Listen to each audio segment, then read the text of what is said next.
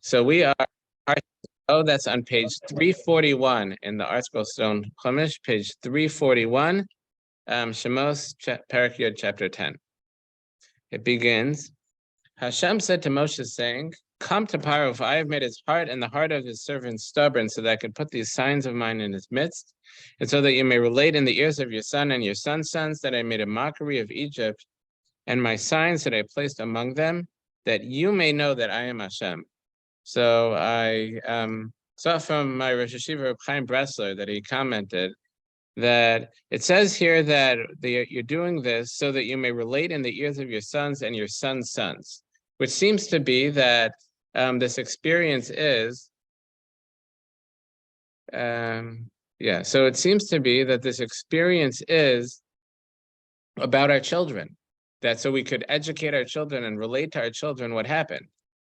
But if you look how it continues in verse 2, it says that you may know that I am Hashem, not so that your children may know, so that you may know. And he answered that that it's important that we always say that we have to, it's about the children, that we have to educate the children, and we have to make sure that our children have they're well rooted in our faith and they have a strong education. But we have to remember that we're important too, that our children isn't the only thing that's important. We have to take care of ourselves and make sure that we're well educated and well rooted in our faith. And the Torah is telling here that one of the ways to do that is through teaching our children. That when we teach our children about Hashem and we teach our children about the Torah, that itself gives us that just the teaching inspires us as well and makes ourselves grow in our faith. So it continues in verse 3. Moshe and Aaron came to Paro and said to him, so said Hashem, God of the Hebrews, until when will you refuse to be humbled before me? Send out my people that they may serve me. And he said, if you don't, there will be a plague of a locust swarm that will eat everything, and that will eat everything left from the hail. That the hail destroyed all the produce that was grown enough that it was solid, so it would break when the hail hit. The younger grain, the younger grasses, they just bent, didn't break, so they were still around, and the locusts will come and eat all of that. And in verse 6, it says, they will fill your houses, the houses of all your servants, and the houses of all Egypt, such as your fathers, your grandfathers have not seen from the day they came onto the earth until this day. And he turned and left Paro's presence. So the commentaries ask that it says they will fill your houses, the houses of all your servants, and the houses of all of Egypt, meaning Paro's house, Paro's servant's house, and the houses of all the other Egyptians. It would seem that the order should be reversed, that you would think that Paro, the palace is like right in the middle of the city, whereas the servants are around that, and the general population is around that. So you would think the locusts would be out in the fields, and they would come into the city from the outside, and they would first get into the population's house, then into the servants of Paro, then into Paro's house. And I saw that perhaps this is one of the ways that this plague of locusts was different than any other plague and was known to be miraculous, because plagues of locusts, they just come, that the locusts are blown by the wind and they just arrive wherever they arrive. But this was different, and one of the ways it was different was that it acted in the opposite direction than you'd think, that it started in the Paro's palace and spread outward from there. Okay, but then it continues that, and he turned and left Paro's presence. And then in verse 7, Paro's servant said to him, how long will this be a snare for us? Send out the men that they may serve Hashem their God. Do you not know that Egypt is lost? And in verse 8, so Moshe and Aaron were returned to Paro, and he said to them, go and serve Hashem your God. Which ones are going? And we'll get into that conversation. But first, it says in verse 6, and he turned and left Paro's presence. We don't see that he was given leave to leave. And when someone's in front of a king or an important person, you don't leave until you're given permission. You're called into the boss, in front of the boss. You don't just walk out of his office. You wait until he tells you, okay, thank you for coming, whatever, you're given leave to go. But Paro did not give leave to Moshe to go, yet he turned and left. So the Ramban says that Moshe saw that the Egyptians, Paro's servants, the staff that was there, were swayed by Moshe's warnings, and they wanted to convince Paro to send them out. So he left so they'd be able to talk to Paro and give him a chance to change his mind. And in fact, that's what you see, that when they left, it says, Paro's servant said to him in verse 7, how long will this be a snare to us? Okay. But when Moshe and Aaron were returned, he said to them, go serve Hashem. And on page 343, your God, which ones are going? And Moshe said in verse 9, with our youngsters, with our elders, shall we go, with our sons, with our daughters, with our flock, with our cattle shall we go, because it is a festival of Hashem for us. What does it mean? Is it a festival for Hashem to us?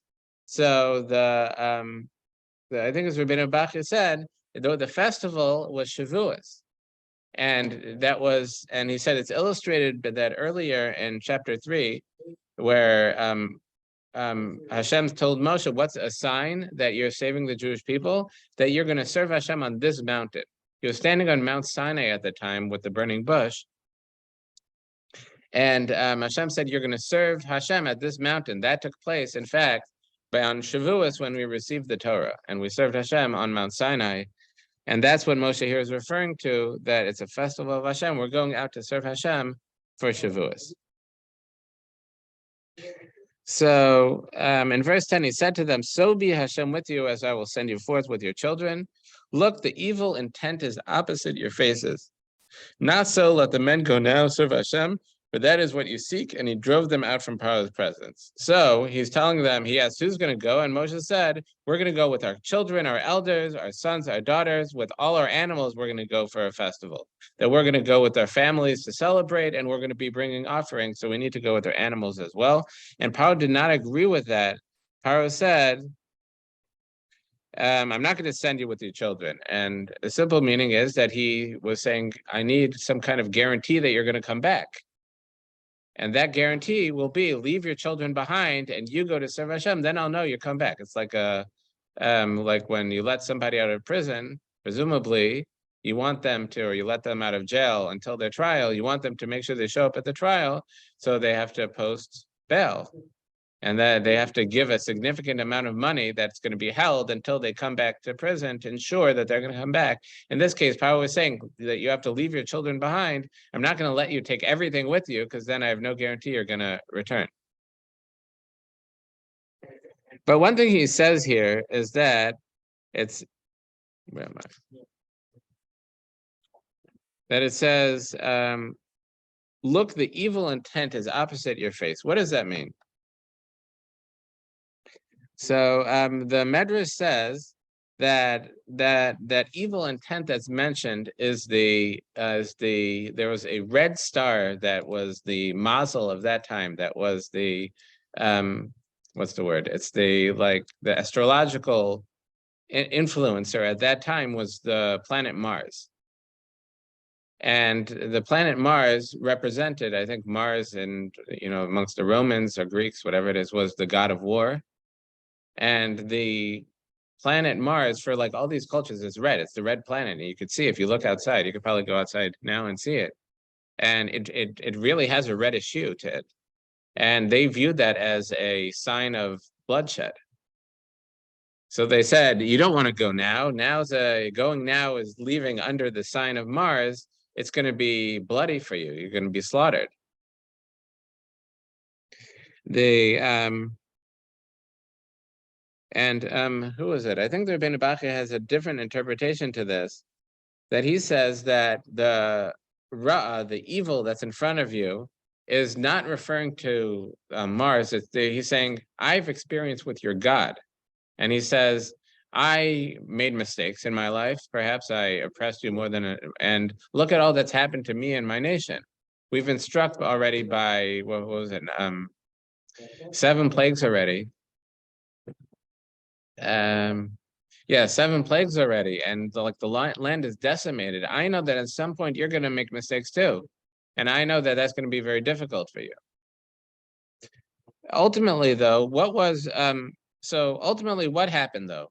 When we left Egypt, we had two mitzvahs that we ended up doing. That was the mitzvah of Korban Pesach. We brought the Paschal lamb, which we'll see later in this week's Parsha, and we spread the blood from the lamb on the doorpost and the lintel as part of the ritual that we were commanded.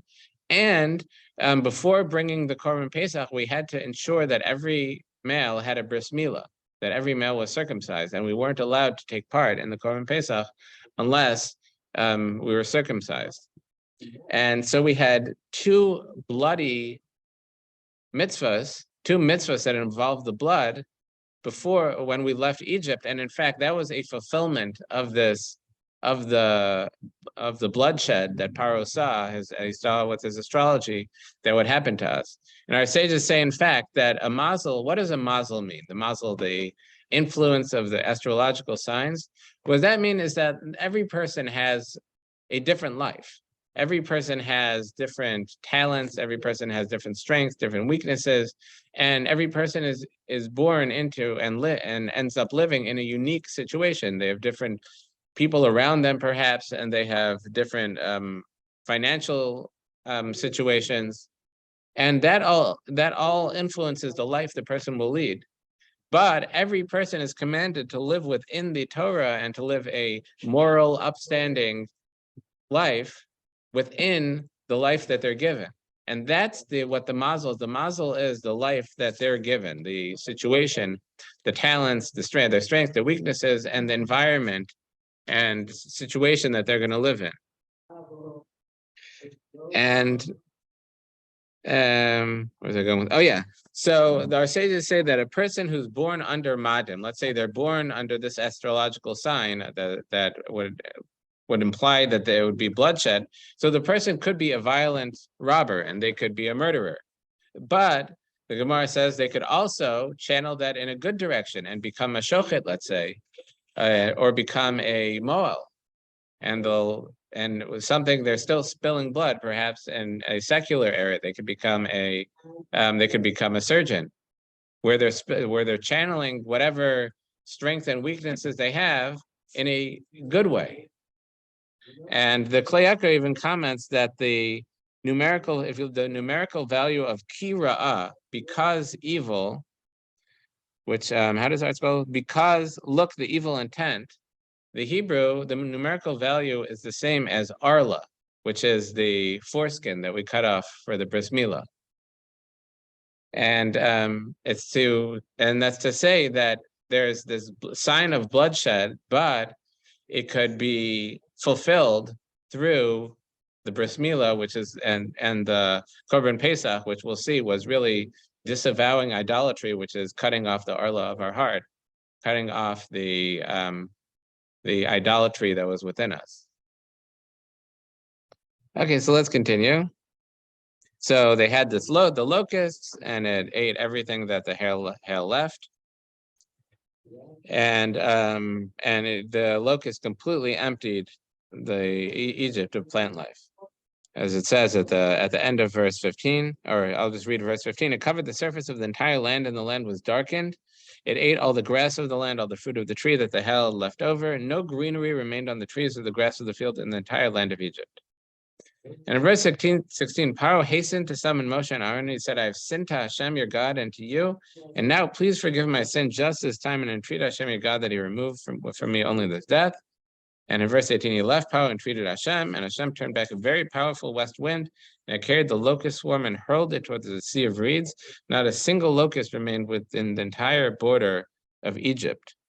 And our sages say that a locust swarm is a terrible disaster for a country, that it completely decimates their food supply. But at the same time, locusts they're actually kosher, they're edible. And locusts are actually, there are locusts that are kosher. It's the only insect that's kosher. We don't have a strong tradition. There are maybe communities like the Yemenite community that does have a tradition and would eat locusts. But it's a nutritional, I know that like there are advocates now for eating in the secular world. People advocate for eating crickets or like cricket flour, because it's supposed to be a very cheap and environmentally friendly form of protein. Yeah. And right, is crickets. Raising livestock environmentally prohibited. Right. So there is a kind of locust that's kosher, but in this case, no locusts remained in Egypt. They were all blown out, so they didn't even have the benefit of the locust swarm that they could eat them. Okay, so but Hashem strengthened the heart of Paro. He did not send out the children of Israel. So there are a number of answers given. He was told right at the beginning of the Parsha, if you look on page 341, Hashem said to Moshe, "Come to Paro, for I have made his heart and the heart of his servants stubborn, so that I could put these signs of mine in his midst." Right. And what the reason is, as it continues, so that you may relate in the ears of your son and your son's sons, and I made a mockery of Egypt, my signs that I placed among them, that you may know that I am Hashem.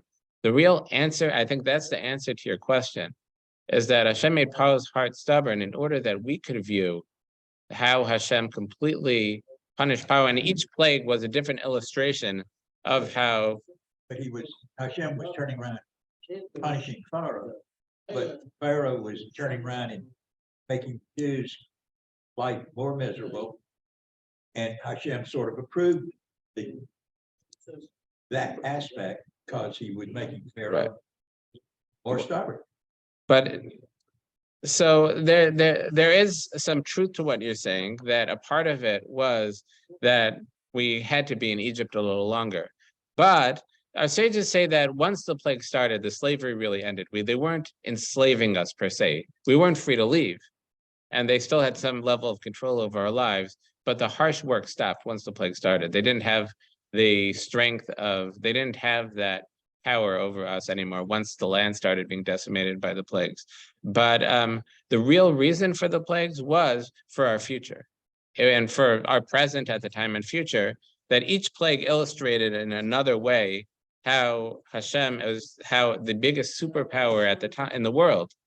Egypt was the big superpower of the time, and how it was completely powerless before the might of Hashem. And each plague showed a different way that Hashem was in charge of the world. And that's something that we viewed, and it became our lifeline, really, that every year we have the Pesach Seder where we discuss how Hashem took us out of Egypt.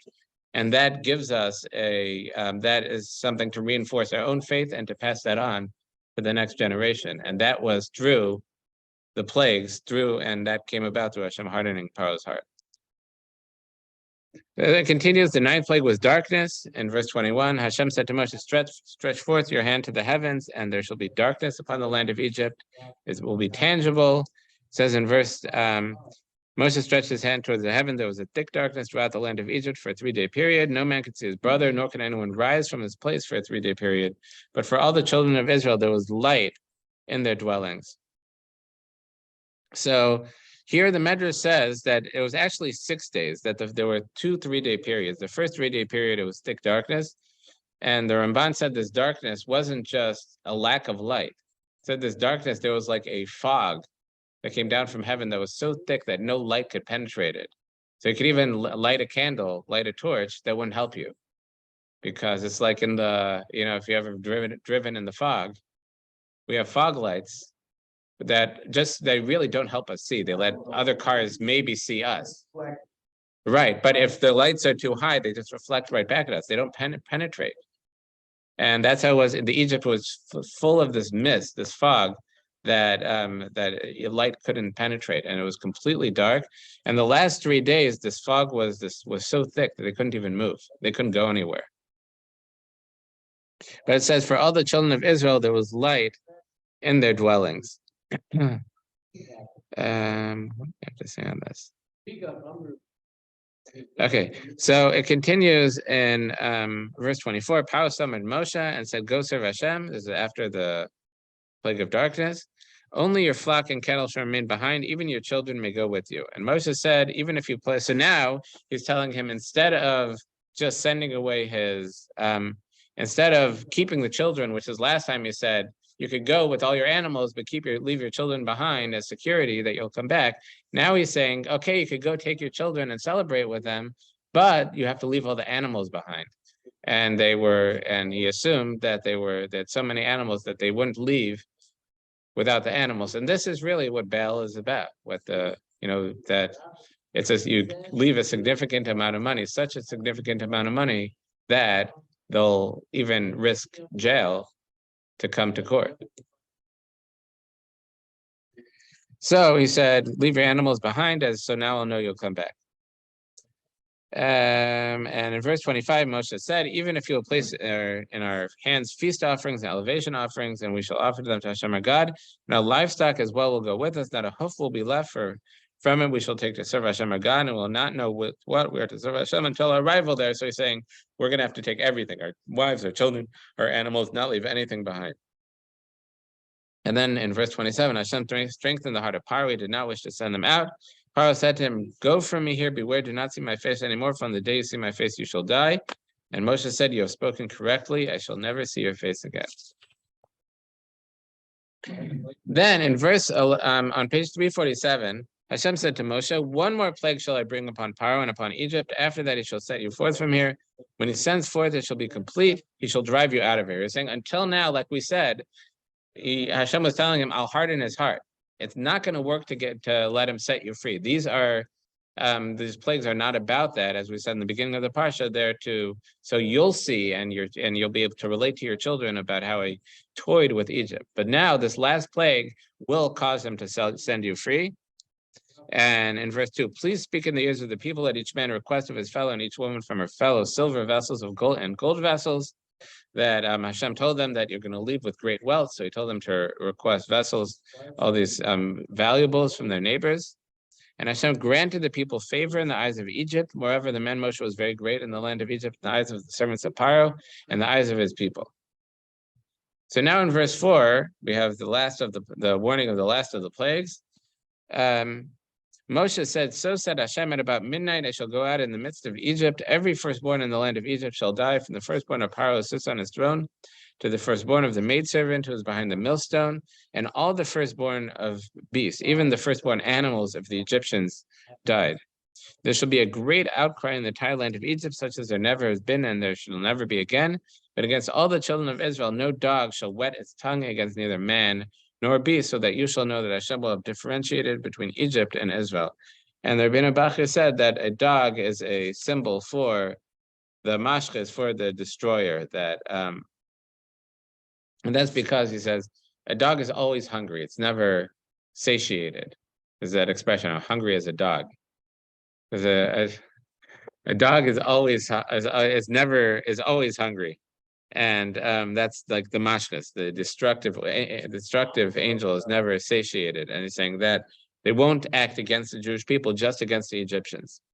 Then all these servants of yours will come down to me and will bow to me, saying, leave you and your entire people that follow you. And so here we're finally saying this 10th plague was not about punishing the Egyptians and making a statement for the Jewish people to be aware of the power of Hashem and to pass that on for our children. This is going to cause him for you to go free. And he left Paro's presence in a burning anger. So this is what he said as he left Paro. And Hashem said to Moshe, Paro will not heed you, meaning before the plague, so that my wonders will be multiplied in the land of Egypt. So Moshe and Aaron performed all these wonders before Paro, but Hashem strengthened the heart of Paro. He did not send out the children of Israel from his land.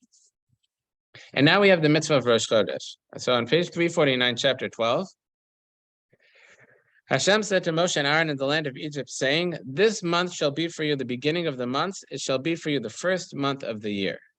So the Medrash says, Rashi quotes a Medrash that says that this is saying that this is the mitzvah of Rosh Chodesh, that he said that this is the beginning of the month of Nisan. And Hashem said to Moshe, this is what the moon looks like when it's the beginning of the month, when it's Rosh Chodesh. And that's how traditionally the Jewish months, we have a lunar calendar, and traditionally how it worked was that they would have witnesses come to court and say that we saw the new moon. And when the court would accept the testimony, they pronounced that day that they saw the new moon as Rosh Chodesh as the first of the next month. And that's how the month changed. After we lost the Sanhedrin, we don't have the High Court anymore. So some of the great sages of the Talmud set up a system of the calendar. So we have a perpetual calendar that's not dependent on testimony, that still works. Well, first of all, it works with the lunar calendar, and they have it, it's 38 or point something, I don't know, or 39 point something days in the month that they have down to exact. And in order to make the months work with the solar calendar, because the 12 lunar months is shorter than 12 solar months. And it's very, very easy to calculate, because a lunar month is either 29 or 30 days. That's a solar month. I mean, that's because it's 29 point something days. So our months of the Hebrew year calendar are either 29 or 30 days. In the solar calendar, there's one month that's 28 days, but every other month is either 30 or 31 days. So the solar calendar is 365 days in the year. The lunar calendar is like it's like 340 something. 360 and a quarter, right? Because so they have a leap year, they have an added day every few years in February. But the lunar calendar is significantly shorter. So they came up with a 19-year cycle where we have, I used to be able to do this, but we have a number of we have a month added every few years to the year in order to keep the calendar in sync. Specifically, we'll see later in this Parsha maybe that Pesach is supposed to be in the spring. It calls it Chodesh Aviv, the month of the spring, and that could only work if the lunar year is tied to the solar year, so that we have this added month every few years in order to keep them together. And so there's a 19-year cycle for these added months, and they add, I think it's 235 months every 19 years total, and they add, it's Guchatzit, that's it. So I think it's the third year, the 6th year, the 8th year, the 14th year, the 17th year, and the 19th year, I think. I might have missed one there. But, and those are the leap years where we add an extra month. Okay. I even say that here.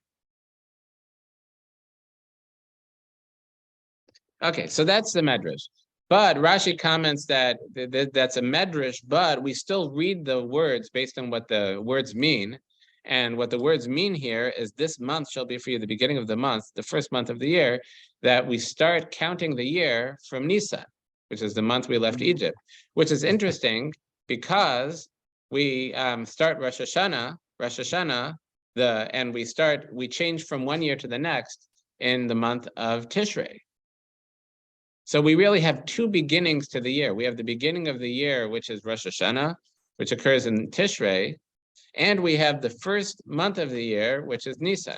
So what's the meaning that Nisan is the first month of the year if, let's say, the year 5783 started and Tishrei started like 6 months earlier? So to that, the Ramban explains that in the Torah, whenever we refer to months, it refers to the months as the first month, the second month, the third month. The Torah doesn't name months. We didn't have names for the month in the Torah. We just call it by number, and the number that we give is the number of months from Nisan. So Nisan is the first month, referred to as the first month. Sivan is Iyar is the second month. Sivan is the third month. And through this way, every time we mention a date, the month of the year, it brings to mind the redemption that we had from Egypt, because we're referencing it by how many months we are from that month that we were saying that Hashem took us out of Egypt. But nowadays we don't use that. Nowadays we don't call the months by number. Instead we have names for the months, and the Ramban comments they're not even Hebrew words. That the names for the months we use are actually Akkadian words. And they're really come from the Babylonian calendar. And the reason for that is, the Ramban says, is that we start with Nisan because we're commemorating Hashem taking us out of Egypt. But we had another redemption, and that was the redemption from Galus, from our exile in Babylon, and then the Persian exile, where we were taken out of our land. We were brought to a foreign land. And for every nation, that's the end of it. Once your country is conquered and the people are brought out, they end up assimilating into wherever they're brought, and the nation's gone. But that didn't happen to us. And and Hashem brought us back to our land, and we celebrate that by using the Akkadian names of the months. So every time we mention a date, we're remembering the redemption from the exile, the Babylonian exile. Okay. So then we have the mitzvah of the Paschal lamb on page 351. Speak to the entire assembly of Israel, saying, on the 10th of this month, they shall take for themselves each man a lamb or a kid from each father's house, a lamb or a kid from the household. Kid means a young goat, just to be clear. But if the household will be too small for it, they could join together. An unblemished lamb or kid, a male within its first year, it shall be for you. From the sheep or goats you shall take it. And you shall slaughter it on the 14th of Nisan, and you spread it over the lintel and the doorposts. And then in verse 8, they shall eat the flesh on that night, roasted over fire, and matzahs with bitter herbs, they shall eat it. And this is the mitzvah of the Paschal lamb and the matzah and maror and bitter herbs that we eat on Pesach. Yes, Ellen? Yes. And the meal's coming soon when we're doing that part. That's true too. So, what's the Ramban says? The Ramban says that what this mitzvah is about is that we mentioned that the planet Mars was in power at that time, but the mazel, the astrological sign for the month of Nisan for that time, is Aries, which is the ram. It's the lamb. So, and the Egyptians believed in that power of the astrological sign, so they worshipped the ram, and especially at that time of the year, during the month of Nisan, that would be equivalent to about February, about the month of March, which is in the secular world, the non-Jewish world, that's the astrological sign is Aries. So so that's what they worshipped, especially at that time. It was the time that they worshipped the ram. So we were commanded to take the ram and slaughter it and eat it. And that was a complete disavowal of the Egyptian religion, the Egyptian religious system. And additionally, the commentaries, the Ramban says that it was that time was that Aries represents like renewal. It's the springtime. It's when, things start to grow again. Babies are born to animals. It's a time of renewal. And one may think that we were taken out of Egypt. We left Egypt at that time because it's the time of renewal. It's the springtime. Aries is in charge. So in order to, once again, disavow that, to say that this is God taking us out of it, we're not leaving because of Aries. So we take the male baby sheep and slaughter it and eat it. Okay, and we eat the flesh once again. In verse 9, you shall not eat it partially roasted or cooked in water, only roasted over fire. It's had its legs with its innards. We had to roast it over fire. It couldn't be like in a pan or anything. It had to be like on a skewer and without touching anything else over the fire. Couldn't stew it or boil it or anything like that. You shall not leave any of it until morning. Any of it that is left until morning you shall burn in fire. And then in verse 11, so shall you eat it, on page 353. So shall you eat it, your loins girded, your shoes on your feet, your staff in your hand. You shall eat it in haste. It is a Pesach offering to Hashem, meaning you eat it ready to leave Egypt. That ready to travel, all packed up, ready to go. Outside of the dwelling. Yes. So that the Egyptians could see the fact that the Jews were eating their God. Yes, and it was very dangerous. You're right. And that was a big part of the point, is that it was done in public in front of the Egyptians, and the Egyptians couldn't touch us. And in verse 12, I shall go through the land of Egypt, and that night I shall strike every firstborn in the land of Egypt, from man to beast, and against all the gods of Egypt I shall mete out punishment. I am Hashem. The blood shall be a sign for you upon your houses where you are, that we spread it on the lintel and the doorposts. I shall see the blood, and I shall pass over you. That's a statement that you disavowed the idolatry of the Egyptians, and there shall not be a plague of destruction upon you when I strike the land of Egypt. And this day shall become a remembrance for you, and you shall celebrate it as a festival for Hashem for your generations. They're saying Pesach, that night of Pesach, wasn't just doing that night. It's every generation we have the mitzvah of Pesach. As an eternal decree, you shall celebrate it for a 7-day period. On page 355, you shall eat matzahs, but on the previous day you shall nullify the leaven from your homes, that we were not allowed to have chametz. For anyone who has eaten leavened food, that shall be cut off from Israel. On the first day, it's Yantif, and no work may be done. And we have the mitzvah of matzah.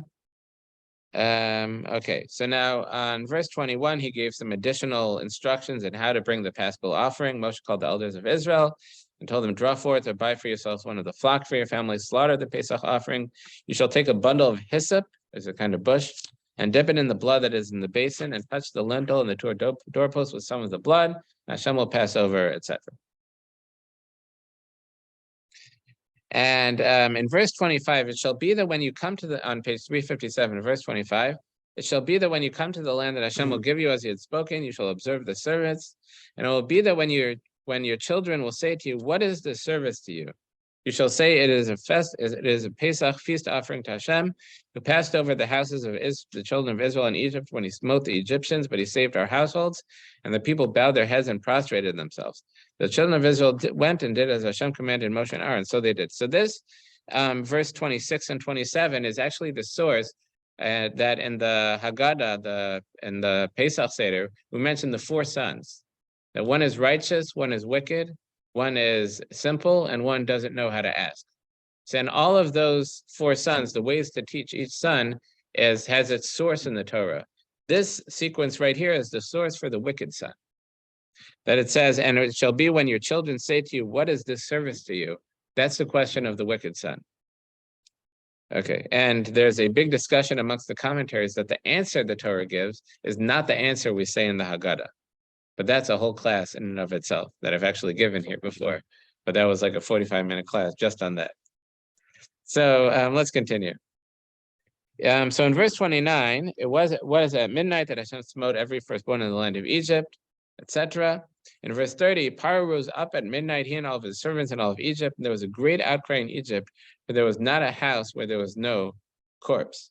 And our sages say that there was no house that had no corpse, that even if there was no firstborn in the house, the firstborn of that household, or the eldest in the household, let's say a firstborn had died already, the eldest in the household died. And they said that there are some households with many firstborns because Egypt was what's the word, licentious. It was full of adultery, and it was very morally corrupt. So there was the people were dying that nobody knew was the firstborn, because it may have been the firstborn of the father who only the mother knew that he was the father. And there were people dying that was, oh, that's interesting. I mean, so it was, but there was no house that did not have a firstborn. And in verse 30, Paro rose up at midnight, he and all his servants and all of Egypt. There was a great outcry. In verse 31, he called to Moshe and Aaron at night and said, and it was from the outside, as we said, Moshe told him, you're not going to see my face again. And the Medrash says, this is where Rabbi Goldman was talking about maybe having the kids come in pajamas, that there's a kid song that Paro was going out in the midnight looking for Moshe and Aaron, running around in his pajamas. And the kids were playing with him, that he'd say, like, where's Moshe and Aaron? And the kids would say, that way, that way, that way, and send him on a wild goose chase. Finally, he found their tent, called out to Moshe and Aaron and said, rise up, go out from among my people, even you, even the children of Israel, go and serve Hashem as you have spoken, take everything. And in verse 33 on page 359, Egypt imposed itself strongly upon the people to hasten to send them out of the land, for they said, we are all dying. So not only were the Jews allowed to leave, they were being pushed out by the Egyptians. They just said, go, get out of here. as long as you're here, we're having all this suffering. So in Question, verse 34, when Paro told Moshe that I won't see your face again, and Moshe seemed to agree to that. But then yes. here it seemed like Moshe went against what he was saying. So so I believe, I don't see it here. I saw it somewhere though, that it doesn't say that he stood before him. It says that that Paro called out to Moshe. He called to Moshe and Aaron at night, but he didn't actually see them, and he stood outside their tent and called out to them, and they didn't allow him. They didn't allow him in. I see. Yeah. Okay. So on page 359, verse 34, the people picked up its dough before it could become leavened, and the leftover bound up in the garments upon their shoulders. So we say in the Haggadah that we eat matzahs as a sign that we left so quickly after 210 years as slaves in Egypt. We left so quickly that the dough didn't even have time to rise. The Ramban says it was because we were prohibited from having chametz. So whatever it is, the dough wasn't leavened, and the leftovers bound up in the garments upon the shoulders, and with all the wealth that were given by the Egyptians. And in verse 37, the children of Israel journeyed from Ramses to Sukkot, about 600,000 men on foot, aside from the children. Also, a mixed multitude went up with them. It wasn't just the Jews that left. Another group, there was a group of non-Jews that traveled along with them, and flock and cattle, very much livestock. They baked the dough that they took out of Egypt into unleavened cakes, for they could not be leavened, for they were driven from Egypt. They could not delay, and nor had they made provisions for themselves. And then it says, it's a very interesting verse, the habitation of the children of Israel during which they dwelt in Egypt was 430 years. It was at the end of 430 years, it was the very day that all the legion of Hashem left the land of Egypt. We know, in fact, they were in Egypt for 210 years, and Rashi actually goes through a timeline and brings proof that if you look at the ages of the people involved, they could not have been in Egypt for that long. It's impossible. So Rashi explains that, in fact, they were in Egypt for 210 years, and the 430 years was from the time that Abraham was told by Hashem that you'll be slaves in a land that's not yours. That from the time Abraham, so other places where Abraham was told, we would be in a land that your descendants will be in a land that's not theirs for 400 years. 30 years later, Yitzchak was born. Now he has a son who was in a land that was not his because he was in the land of Canaan, which was not given to us yet. So that's where the 400 years started. The 430 years was from the time that Avram was told that we would be in Egypt, we would be in a land that's not ours, and we'll be oppressed there. Okay. So there are some additional laws of the Korban Pesach. One law that's important in verse 48 on page 361, it says, when a proselyte sojourns among you, he shall make the Pesach offering for Hashem. Each of his males shall be circumcised, and then he may draw near to perform it. He shall be like the native of the land. No uncircumcised male may eat of it. An uncircumcised, that's someone without a bris milah, without circumcision, is not allowed to eat of the Korban Pesach. And this is significant a few times in the Torah and in the prophets, where it says that they had a mass circumcision because, like, when they were traveling in the desert, the people didn't circumcise their children because they would be traveling and it was dangerous to have a circumcision. And when they finally did the Korban Pesach, they had a mass circumcision. That was like a big celebration amongst them. Okay, and now in chapter 13 on page 361, Hashem spoke to Moshe saying, sanctify to me every firstborn, the first issue of every womb among the children of Israel, of man and beast is mine.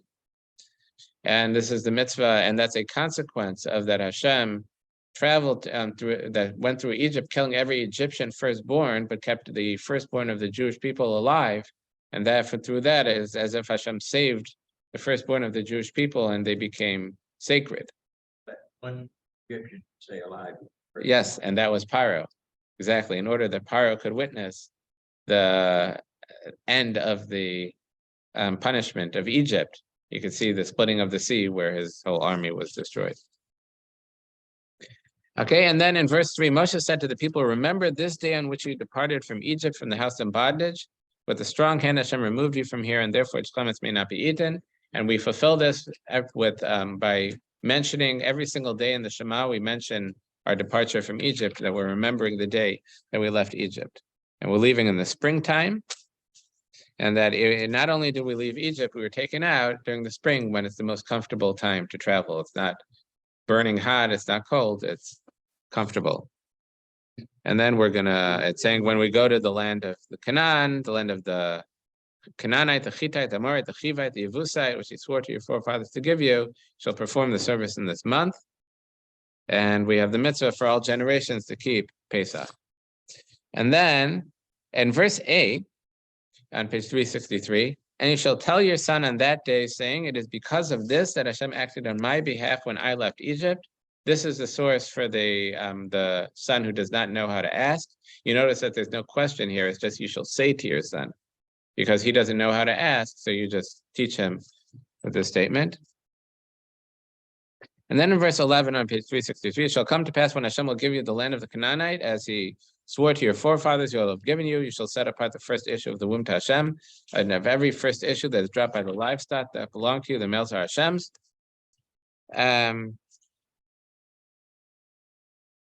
I'm sorry, I missed something. Just backing up a little in verse 9.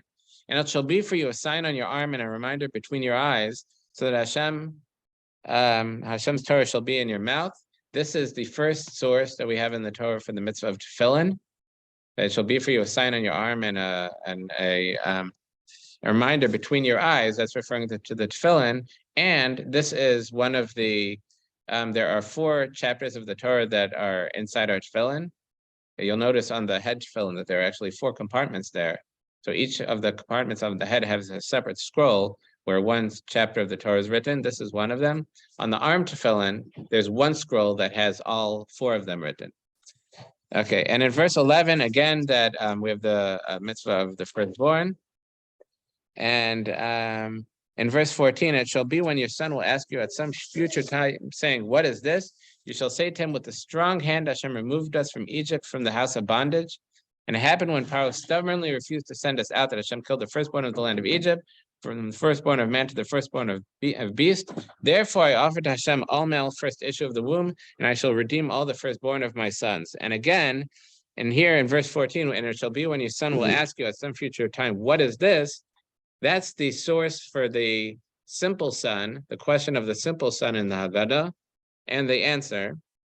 And the Parsha concludes in verse 16, and it shall be for you a sign upon your arm and an ornament between your eyes. Again, the mitzvah of tefillin. And this chapter is also included in the tefillin. It's one of the chapters in the that are included in the tefillin, one of the times that the Torah mentions tefillin. For with a strong hand, Hashem removed us from Egypt. Okay, shkoyach.